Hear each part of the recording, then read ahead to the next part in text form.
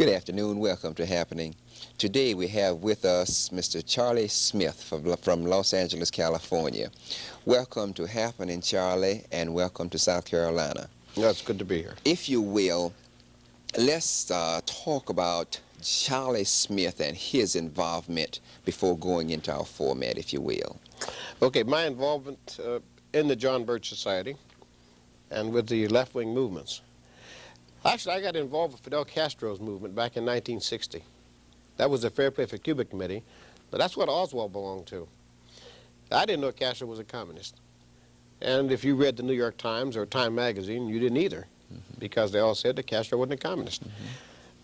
Walter Reuther said he wasn't. Eleanor Roosevelt said he wasn't. And I just got victimized by these people. They were lying. But what happened was I figured out what the communists were doing. And they were simply using people like me, thousands of us, to make marches and demonstrations, and I began to ask what it was for.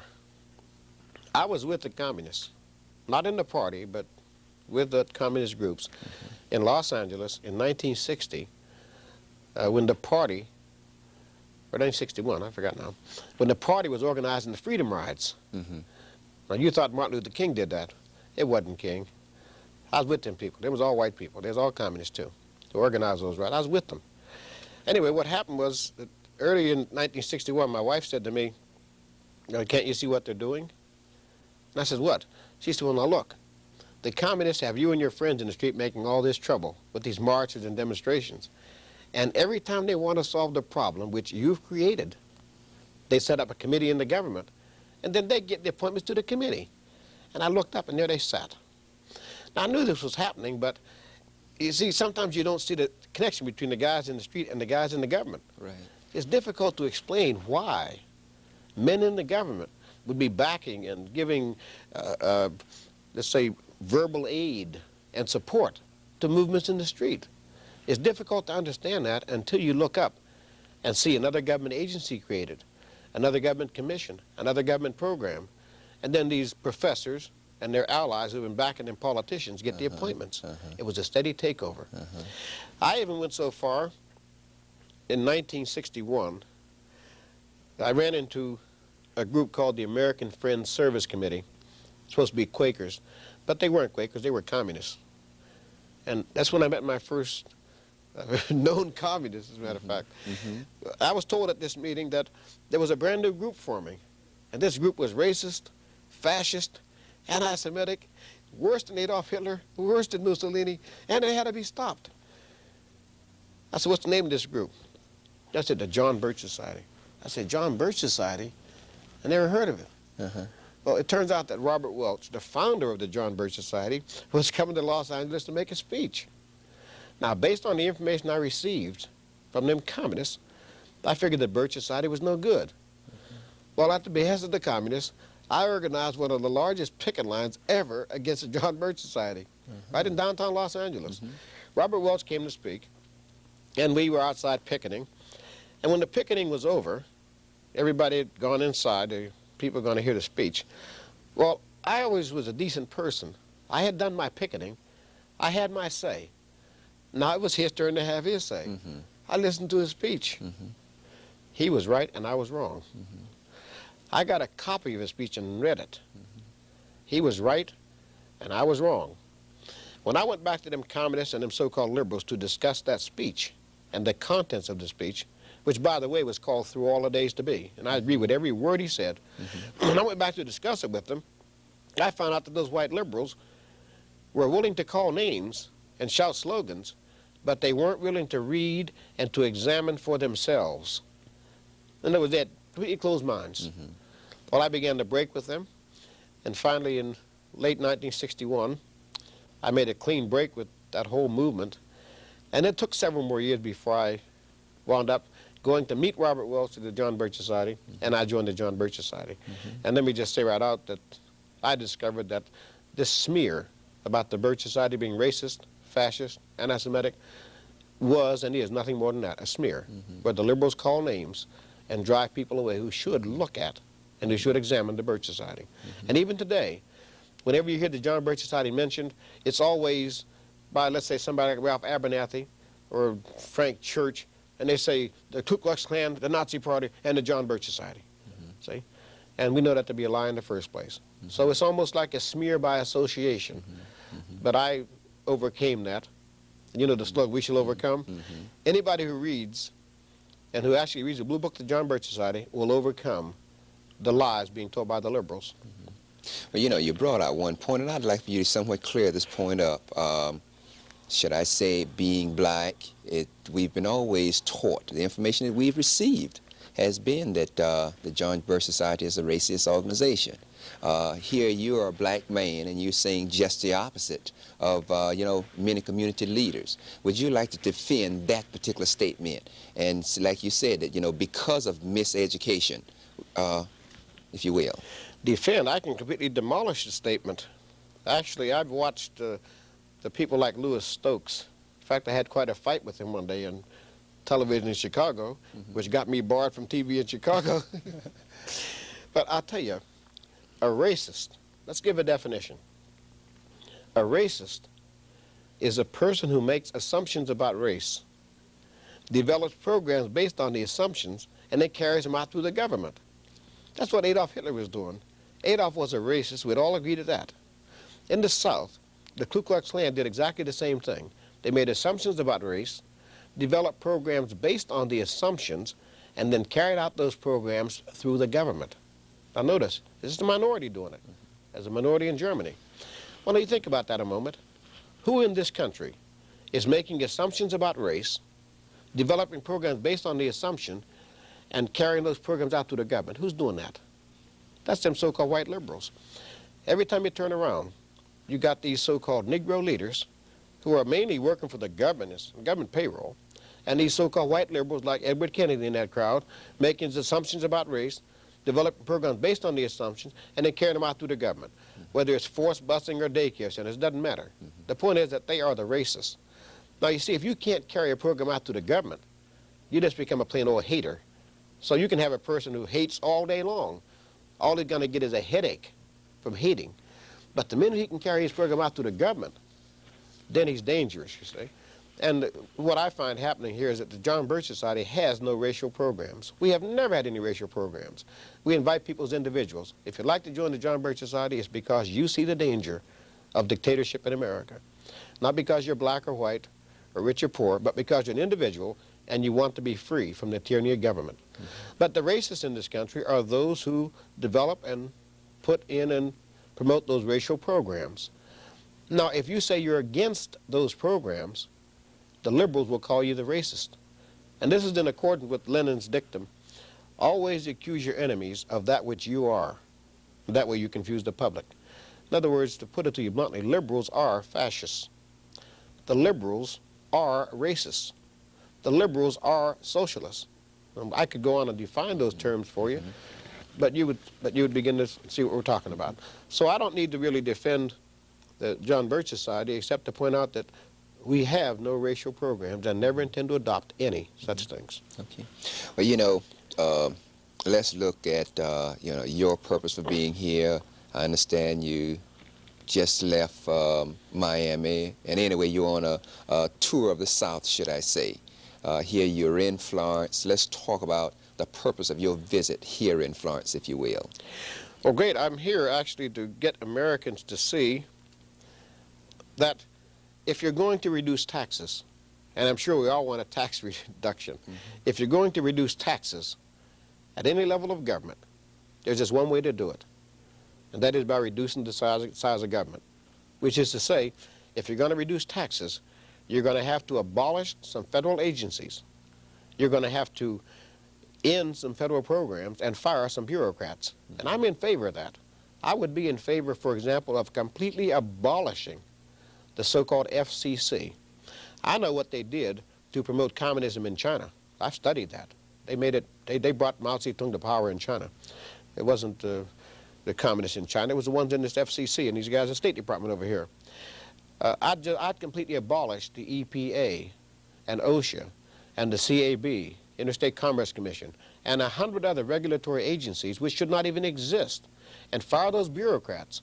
What you discover then is the government would get smaller and taxes would go down. Now, I guess people think I'm heartless because I say I want to fire bureaucrats. But I know that I work for a living. And when I earn some money, it's mine. And I want to keep it. And I want you to have the same thing. Well, bureaucrats pay no taxes. And picture a tax bucket. There's a bucket over in the corner. I work, I put money in the tax bucket. You work, you do the same thing. Here's a guy working for the government. Let's suppose his salary is $20,000 a year. He takes $20,000 out of the tax bucket and puts back in $2,000 in taxes. With the net result, he's got $18,000 of our tax money in his pocket. It's exactly the same thing as if he started out taking $18,000 out and putting nothing back in. In other words, bureaucrats are paying no taxes. And this is the reason, whenever you try to reduce taxes, the guys who fight against tax reduction are the bureaucrats and the government employees. They're the ones siphoning off the money. They're the ones drawing big fat pensions, sitting on their cans doing nothing. And I have to work to support them. They're riding around in Mercedes and Jaguars, and I have difficulty getting a Volkswagen. So I'm not really heartless. I think it's very heartless of them to take my money and use it for their advantage when I'm the one who did the work. Well, you know, you brought out a point, and that point being, you know, we're all crying that the economic situation is chaos. And I'm sure that, you know, you're not the only person saying, you know, let's cut back on the bureaucrats. You know, government is too large. You know, there's wasteful spending, et cetera, et cetera, et cetera. However, with all of these people crying and complaining, nothing's being done. What can the citizens do to make sure their representative, whomever it may be, turn an understanding ear? Because I'm sure they are aware of the problems of the community. But why will these problems continue and continue and continue, and these people are continuing to be reelected? Well, you're talking about the hypocrisy of liberalism now. You're talking about politicians who run on the platform of lower taxes because they all say they're going to reduce your taxes. Okay. And then Charlie, if you will, excuse me for cutting you off, but we sneaked up on this, our community bulletin board. Let us go away for this break, and we'll be back in a minute and a half. Welcome back. We have with us today Charlie Smith from Los Angeles, California, and of course he's on his southern swing speaking in behalf of the John Birch Society. Our topic of discussion today centered around the inflation, and he's going to share with us some ways and means that we can go about reducing our taxes and so forth. Anyway, before going away, Charlie, I think we were talking, or should I say I asked you, without discussing the facet of big government. And we spoke that if we would reduce government employees, and of course, you know, that's one way of reducing taxes, and of course you were about to respond on that, if you will. Right. What I was going to say was the fact that taxes keep going up shows the utter hypocrisy of these so-called liberals. Now you'll note, first of all, that every politician runs on a platform of lower taxes. So if your taxes go up, somebody must be lying. Now the way to find out who's lying is to take the votes. It's like a report card. If you send your son away to school and you say, "Son, how you doing?" He says, "I'm doing great, Dad." You say, "You sure?" "Yeah, I'm doing great." "Have any trouble?" "Oh, no, Dad, I'm doing all right." Now, your son can lie to you all year long. But when his report card comes out, and you look at his report card, he got D's and F's, you know he's been lying. And now it's time to pay the piper. Well, if your son does that, you take out a paddle and you spank him real good. Make him behave. Well, congressmen are like that. They need to be spanked with the ballot box, kicked out of office. So what we do is simply publish their voting records. We take the key bills, and as you can, this is a TRIM bulletin, TRIM standing for Tax Reform Immediately. We take the key bills that they vote on. Here's a spending bill, and in this column it gives the cost of the bill and the cost per family. On down, the bills go across. And it shows whether the guy voted for higher taxes and more government or lower taxes and less government. This happens to be a congressman from the 6th District of North Carolina, Congressman Pryor. I don't know him. But from his voting record, this guy's voting for more taxes and bigger government. And the same thing holds true. This is another one with 10 votes on it, and it's right down the line. Otherwise, this guy is voting all the time for bigger government and more taxes, which is why your taxes go up. Last year, we had an opportunity when some good congressmen, led by Congressman Lawrence McDonald from Georgia, put up a bill to balance the budget. A balanced budget will stop inflation, just like that. Those liberals ganged up and voted that bill down. They voted on a balanced budget because the liberals want inflation. And the reason they want inflation is because as inflation gets worse, the liberals lie about what's causing it. They blame it on me, they blame it on you, they blame it on business, they blame it on labor, and then they want to get in price controls and wage controls. And you're not supposed to realize that price controls is government control of business, and wage controls is government control of wage earners. Now that's what communism is. And that's what those liberals are promoting. That's why they fought against and voted down a balanced budget, because they want to perpetuate this problem. So the solution to the problem, obviously, is to get the voting records of these so-called congressmen and go out and wake up the town and tell the people. Now, don't make the mistake of allowing the congressman to hide. Now, here again, if you say you're against one of these programs, this congressman here, this so-called liberal, he and his buddies will say, oh, you're against the poor. You're against the environment. You're against the Negroes. It's because they disguise these programs, which are just big spending programs, they disguise these things as things to benefit the Negro, things to benefit the young, the old, the rich, the poor, the women, the this, the that, you see? And if you say you're against it, they'll accuse you of wanting to perpetuate problems in America. We've got one big problem in America. We've got too much government at all levels. And if you're going to solve that problem, you're going to have to end some agencies, cut some programs, and fire some bureaucrats. But that has to be done through the House of Representatives. So I would suggest that you get a trim bulletin, publish it on your congressman, see how he votes, show the report card. If he flunks the test, kick him out of office. That's all, just like a little boy. Kick him out of office. And don't let him lie to you. You say, Congressman, why did you vote to take our tax money and give it to them communists in Russia under this thing called foreign aid? Why'd you do that? He can explain all he wants, but he can't deny that he did it. Well, kick him out of office and put somebody in who actually vote against those things, and then your taxes will go down. That is the only way it can be done. Otherwise, citizens are going to listen to these liars, and these liars will say or do anything to be elected. Then they get in office, and it's like some big club in there. Oh, we played him for suckers again. Well, I, for one, don't want to be paid for a sucker. Neither do you. And these citizens out here don't like these high taxes. So you're going to have to boot that congressman out and put anybody in. Anybody in office would be a better congressman than this guy right here. Anybody. The youngest kid in the neighborhood. Because he's going to make some mistakes. But some of them are going to be for lower taxes and less government. Whereas this guy's voting for bigger government and more taxes all the time. That's why we have to do it. Well, you know, I think you've touched upon the problem, and, you know, you've done it well. And I think that as citizens throughout the community, we understand what has to be done. And like you said, maybe it's our lack of understanding, our lack of being educated towards that report card, or a lack of the way the politicians present themselves. I think that what the audience would like to know, that, you know, you say going to the ballot box, getting rid of this guy, but, you know, you can't judge him unless you have that report card, and apparently no one has bothered to, you know, get this information and share it with the different districts throughout the United States. Or if it's being done, why is it such, you know, so hard to get rid of these people? Well, actually, the John Birch Society started the trim committees to expose the voting records of the congressmen. And it's very difficult because we have to do it ourselves. This is something which you have to do, which the citizen has to do. There's probably a trim committee formed in this congressional district. I don't know which district it is right now, but there'll be one in this district. And it's up to them to raise the money, print the bulletins, and distribute them. But you see, if I try to do it myself, then it amounts to me and a half a dozen John Birches trying to do it. What we need is for the citizens to get these bulletins themselves. We'll publish them. And we try to get boxes put in stores and restaurants where citizens get the voting record and look at it for themselves. And then they can decide what they want to do. But you see, the essential part is that freedom is everybody's job.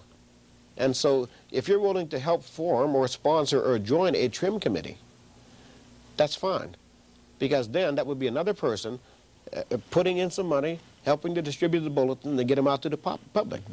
That's what we have to do. I think we should obey the Christian injunction in the Bible, which says, And therefore, my people have gone into captivity because they have no knowledge.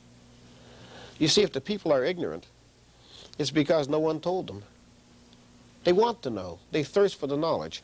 What we've discovered happening now is we've been publishing these bulletins, and the citizens have been voting those liberals out of office. There have been some notable victories last time. And a lot of congressmen just plain resigned rather than face the voters again. 50-some congressmen just got out of there last time, so-called liberals. Well, I would suspect that if enough citizens took the voting records around, that the congressmen would either shape up or they simply quit. Don't blame the citizens for not knowing. You have to do it yourselves.